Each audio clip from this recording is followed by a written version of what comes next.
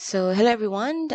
Today we are looking at unpacking the 2017 N-level SSSBQ or SBCS. Okay. The topic itself is about the British government helping to save the British steel industry.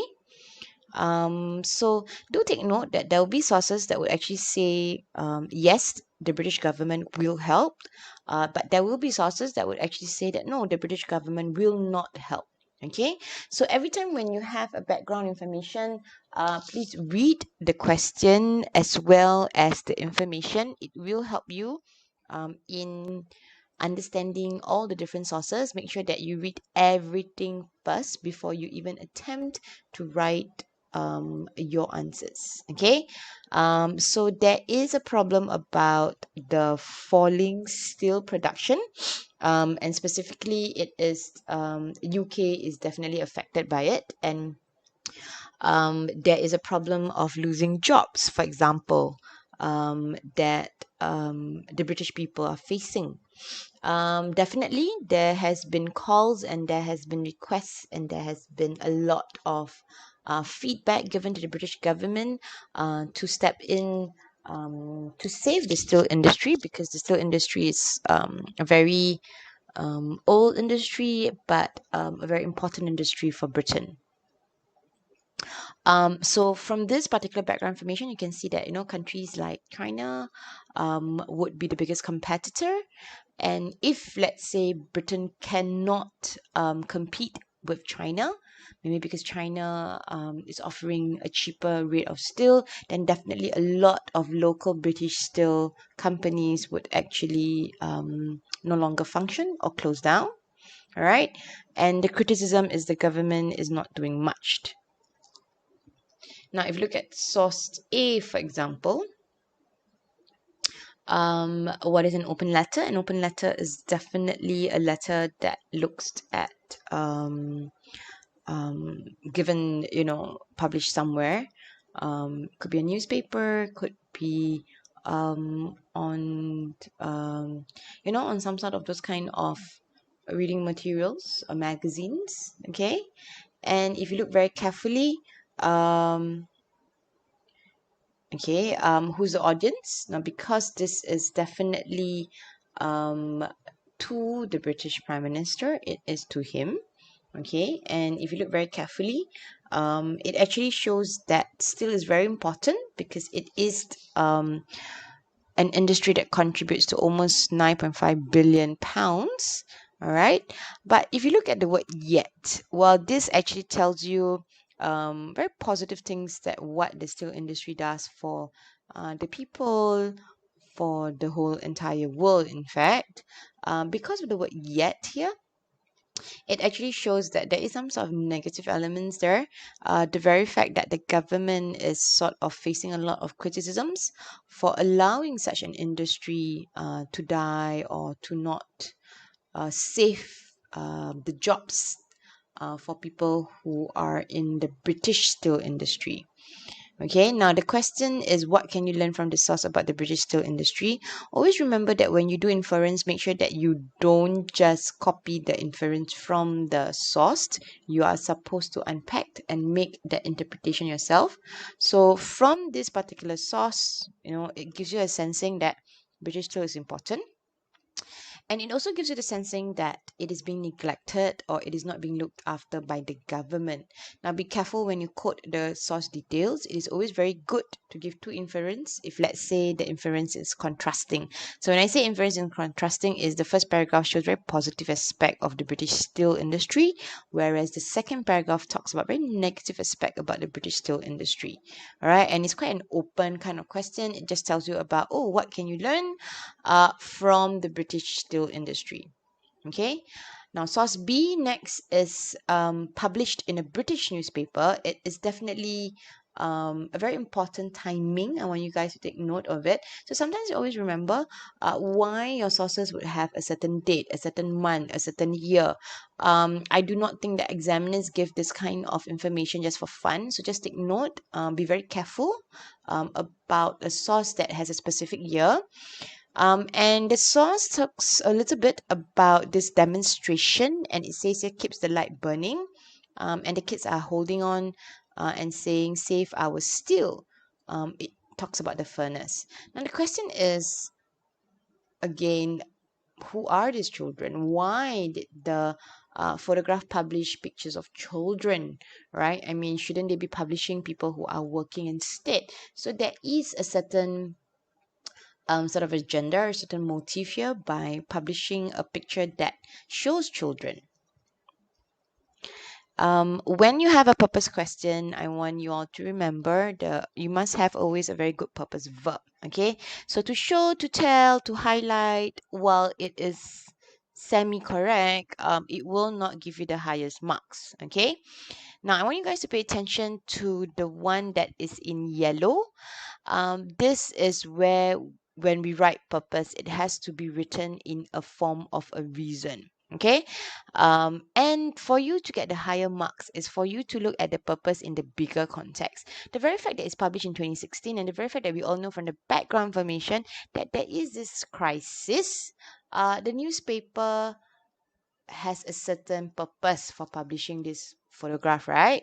As mentioned, it is hoped, or the publisher actually hopes that by showcasing this particular picture where it looks at children, it can pressure the government to protect the steel industry because a lot of jobs depend on them trying to help or save the steel industry. And if you look very carefully, always remember the dates and the pictures given when writing a purpose statement. Always make sure that there is a strong purpose verb to convince, to persuade, to criticize, all those kind of things. And always refer to the background information to understand what is happening. For example, the global steel crisis and why the source is created. So that is why it's very important to read all the sources first before you even attempt all the questions. Now, the next one, so that is why I asked you all to look at the date for all the sources. This is 1st April 2016. And if you look at source B, it is 30 March 2016. So it's actually a day after this source was actually published. So if you look very carefully, this is a speech by the finance minister. It is a response from the government, and it says here that they are trying. Who's the we? The we here is the British government, trying every possible way to help the British steel industry. All right. But they also admit that actually it's not only a British problem; it is a world problem, and that is why the price of steel has sort of fallen, and the industry is no longer very relevant or functioning as well. And again, the word we, or we are taking measures to help reduce production cost. We will use this new to build this new railway. We will use British steel. We are working with other European countries to make sure there's high taxes of unfairly cheap steel. So there's a lot of we that represents the British government, that sorts of actually is telling you that, oh, the British government is doing something. Now, the question that they asked was how useful was that source just now by the finance minister as evidence about government's efforts. And if you look very carefully, there's many government efforts here. Utility is a two-part question.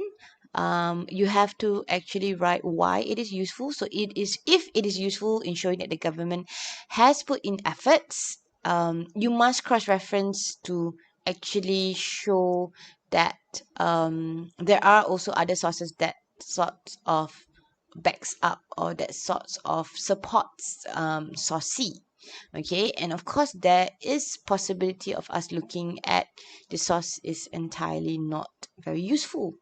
All right, maybe because it is actually it could be staged, there could be a certain agenda or motive. Now when we talk about magic sentence, it is really about having a utility statement that actually supports your your answers. Okay, so it is useful because the government promised to protect the British steel industry. Always make that inference. Don't just say that, oh, the source is useful. From the source, this can be supported. Always, elaborate a little bit why this particular source is useful. Okay, again, focus on the purple color. Make sure that you actually made that statement: the source is reliable thus useful, or the source is useful thus reliable. It goes the same way.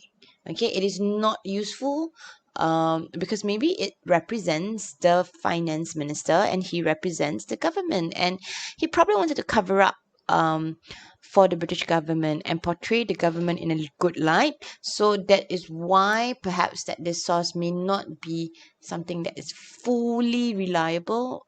There could be elements tainted with biasness, and hence it is not useful.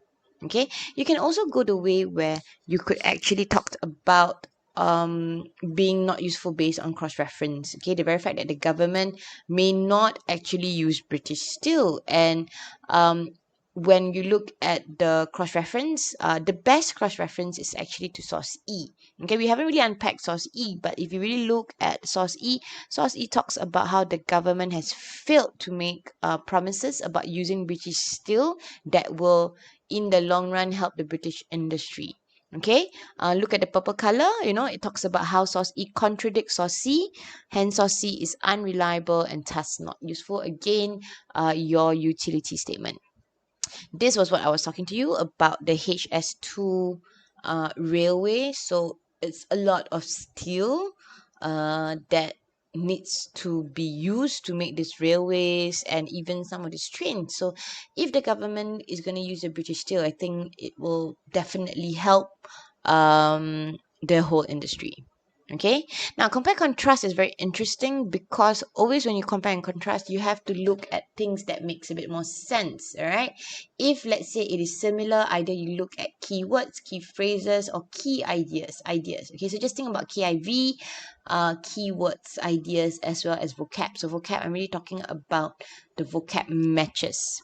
So if you look at the red color, for the source, okay, it shows that the government pledged to use mostly British steel. And if you look at source E, 95% of the steel is always British. And when the transport minister said that would we use a lot of British steel, and he said absolutely. So there's a similarity there. Another similarity that you can see is, the government would betray workers.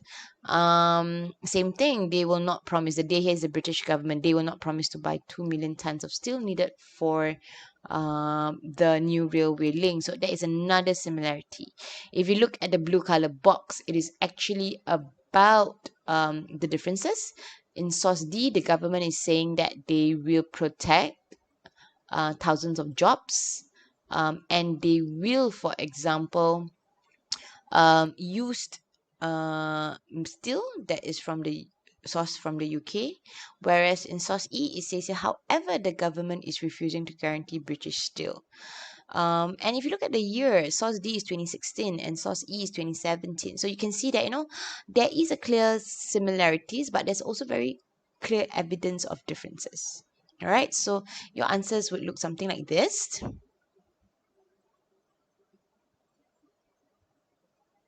As well as this.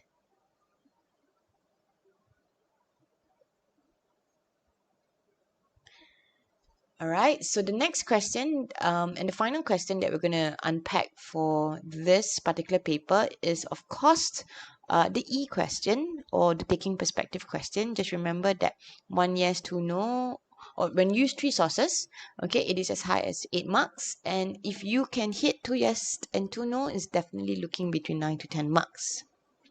So again, let's go back. There will be sources that says yes, there will be sources that says no.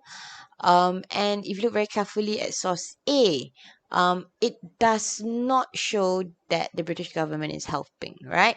It actually shows that the government is just sort of getting the industry to sort of die.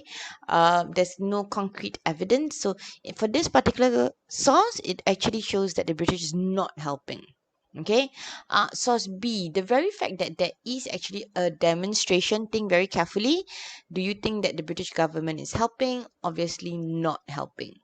Now this is again a speech. We went through this, but if you look very carefully, it shows a lot of help, right? There's a lot of measures, the we part. We are doing everything possible. We are trying to reduce production costs. We will use British steel. So it does show a lot of helping by the British government, but whether in reality that will come true is a different story. But at least this source on surface, and you can quote the source detail, actually does tell you that, oh, the British is helping.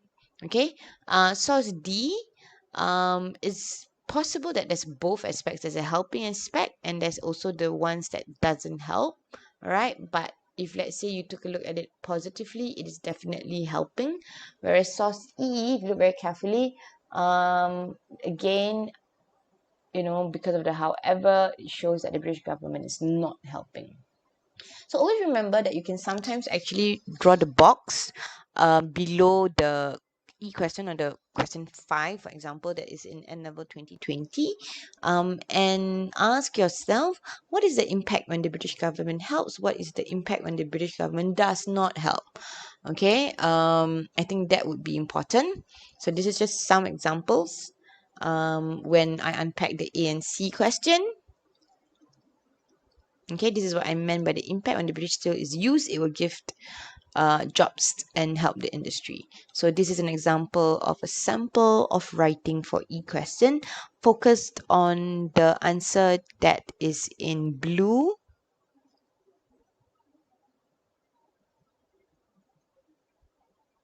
Okay, so make sure that for every source that you do, whether it's 2 yes, 2 no, or 1 yes, 1 no, you must make sure that you actually link it up. Okay, so I hope that this is a good example of how we unpack source-based questions.